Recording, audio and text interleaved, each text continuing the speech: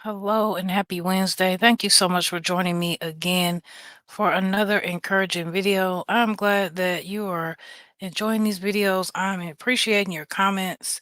I appreciate you just wanting to listen to not only me, but what God has to say through me. Just appreciate you listening to me. And I pray that you be encouraged, continue to be encouraged as this outpour continues to come. So today, as you can see by the title, I want to talk about your silence.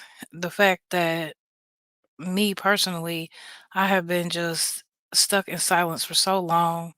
And now I just feel free from that. I feel like the chains have been broken.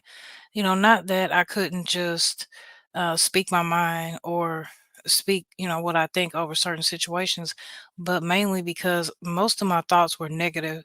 Most of my thoughts and even what I spoke was um, just really down, very sad. And I'm noticing that the more that the enemy tries to attack our minds, that, the more that we feel like we have to complain. And also, I know that, the closer that I get to Christ, the more that He is showing me that if I have time to complain, I have time to affirm. We have power in our tongues, we have power in what we say. And, we can't let the spirit of intimidation from the enemy trick us into thinking that, that we're anything besides great, that we're anything besides royalty. We can be whatever we want to be. We can speak whatever we want to speak over our lives, and we don't have to think that. Um, that we don't have enough or that we don't qualify. We don't have to stay sheltered and shackled, if so to say, in our thoughts and not spilling out whatever it is that God has on the inside of us. There's a purpose for each and every one of us. And I know that we hear that a lot. It's like, what do you mean? What is a purpose? Well, there's a reason that you're here on this earth besides just being on this earth.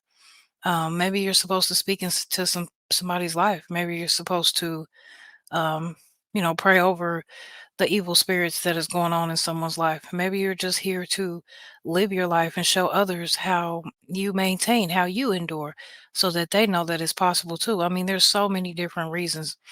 Maybe you're a singer, maybe you're a painter. So many other different hobbies that you can say, but really, they make up who we are. They're not just hobbies, they're attached to our purpose. So, I encourage you to shine your light, come out of the box that you're in, come out of the nervousness that you're in. There ain't nothing to it but to do it. Don't feel intimidated. Don't feel in competition with anybody or anything, because it's all about you and God. As long as you have that strong relationship with Him, and you speak to Him and you let Him know that you might be feeling nervous about this or that, or, maybe a certain venture, or maybe it's not a venture. Maybe it's just a conversation. We all go through different things and we all feel like at some point we have to shut down. But and that time is when you need your encouragement. So here's your encouragement to not shut down, to push through, to build on whatever it is that you need to attack in your mind so that you can speak, so that you can speak life over yourself. Maybe it's not sharing anything in specific with others, right? Maybe it's just convincing yourself that I can do it. I'm strong enough. I'm not going to second guess myself. I know this is going to come out well. I know that my day is going to be great. Uh, I know that no weapon formed against me shall prosper, and all these other things. The more that we read, the more that we grow closer to Christ, the more that those scriptures are going to be embedded into our minds. Not only scriptures, but stories in the Bible of how so many people have overcome and how many different lessons were learned. Those things are going to be embedded into us so that as we continue to go through, what's going on in his life, then we can be like, okay, um, you know, if I think about the story of Ruth, the way that the mother-in-law of the two daughter-in-laws was, loving them, she carried Ruth and Ruth stayed with her because Ruth experienced the love that she had never experienced in her life. because she came from a family, a background of non-believers who didn't believe in Christ. So when she met a woman of God who's such a strong Christian, who was so appreciative of her and who loved her no matter what she did or how she looked or what she knew or didn't know, then no, that was just a representation of Christ. And we all have that inside of us. Um, and we gotta speak it. We gotta speak it over our lives and we gotta speak it over others. So I'm gonna speak prosperity, motivation, encouragement, strong health, um, limit distractions. I'm gonna speak no weapon formed against you shall prosper, and that you shall not grow tired, and that you shall continue pushing towards the mark because the mark is Jesus Christ. You know, at the end of the day, um, whether we want to believe it or not, he's coming. He's coming back. And not let's not wait until it's too late.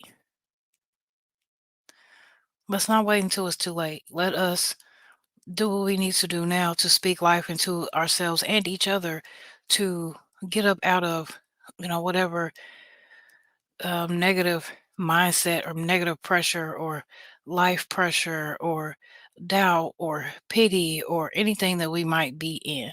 Let's get up. We got to get up. And we fall, of course. We're not perfect, but we're not going to stay there.